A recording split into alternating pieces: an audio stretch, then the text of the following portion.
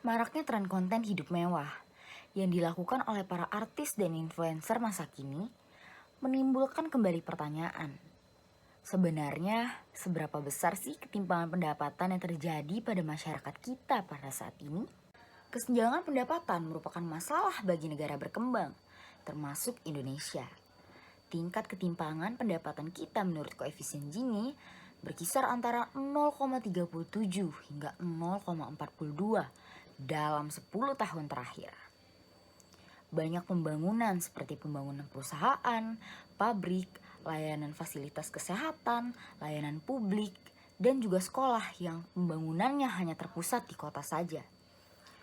Sehingga terjadi urbanisasi besar-besaran, meninggalkan pedesaan ke dalam kondisi yang lebih buruk daripada sebelumnya. Beberapa penelitian menemukan bahwa terdapat korelasi di antara seberapa mudah kita mengakses layanan keuangan dengan seberapa besar ketimpangan pendapatan yang terjadi di masyarakat. Penelitian yang kami lakukan bertujuan untuk menganalisis keterkaitan di antara inklusi keuangan dengan kesenjangan pendapatan. Kami mengumpulkan data perhitungan inklusi keuangan Indonesia dengan menggunakan metodologi SARMA.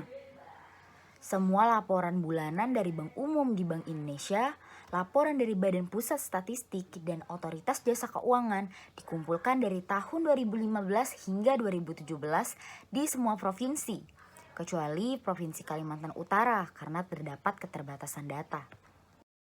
Selanjutnya dilakukan perhitungan indeks dimensi untuk mereplikasi perhitungan UNDP untuk indeks pembangunan manusia atau IPM dan spesifikasi SARMA. Model regresi digunakan untuk menguji apakah inklusi keuangan mengurangi ketimpangan pendapatan di Indonesia atau sebenarnya tidak.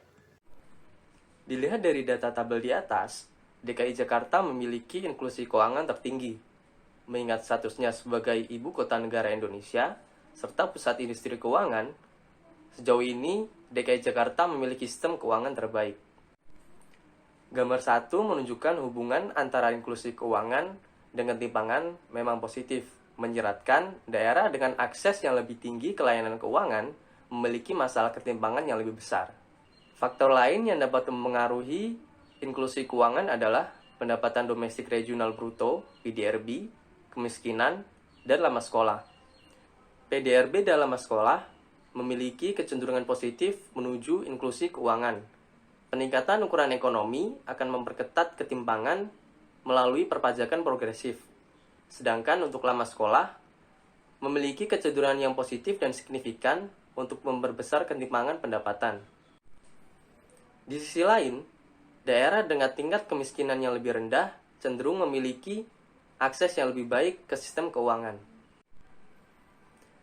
Tabel 2 menunjukkan hasil menggunakan sampel penuh dari 33 provinsi di Indonesia. FII berdampak positif signifikan terhadap ketimpangan pendapatan. Akses keuangannya lebih baik seharusnya membantu mempersempit ketimpangan. Akan tetapi, semakin banyak variabel yang ditambahkan, tanda tersebut berubah menjadi tanda negatif, namun tidak signifikan. Hal ini menunjukkan jika mengesampingkan indikator lainnya, maka FII mampu menurunkan ketimpangan meskipun masih belum signifikan dengan angka yang relatif rendah.